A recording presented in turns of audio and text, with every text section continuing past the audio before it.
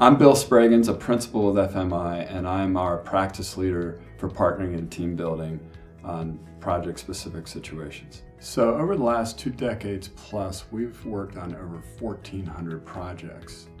And what we did here is what we're finding in this day and age with fast tracks projects and the pressures that are put on schedule and budget, that is very easy for a project to get off the rails and head south. And when they do head south, they head south quickly.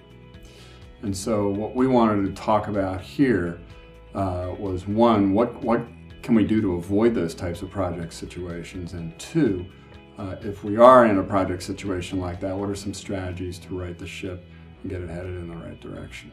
What we did was, from the 1,400 projects we've worked on, we isolated down to 35 projects and then examined what were the key trends affecting these projects that put them into a troubled state.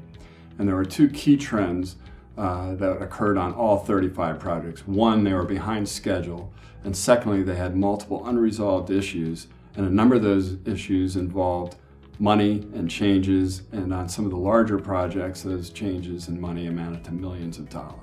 When we examined these 35 projects, what we found was 50% of the projects either had incomplete design or design delays well into the design and construction cycle.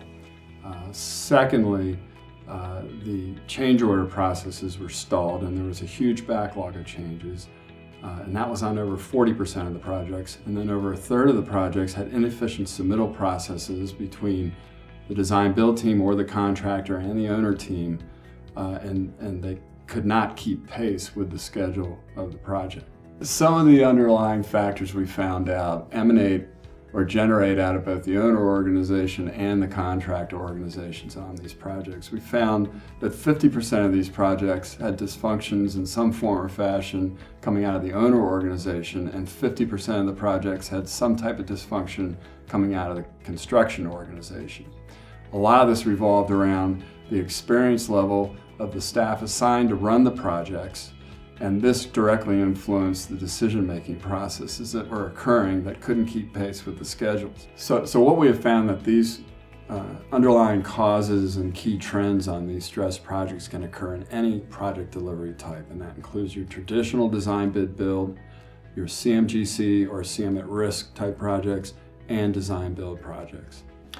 What we have found in this day and age of fast-track projects that put additional pressures on both the schedule and the budgets, and with the limited resources available to the industry to run these projects, that even with the best intentions, owners, contractors, and design engineers can walk into a project that heads south, and depending on the circumstances, can head south quickly. So what we were talking about in this article is, what do we do, one, to avoid these types of project situations to begin with, but two, if we find ourselves in one of these project situations, what are strategies to right the ship and get it pointed in the right direction?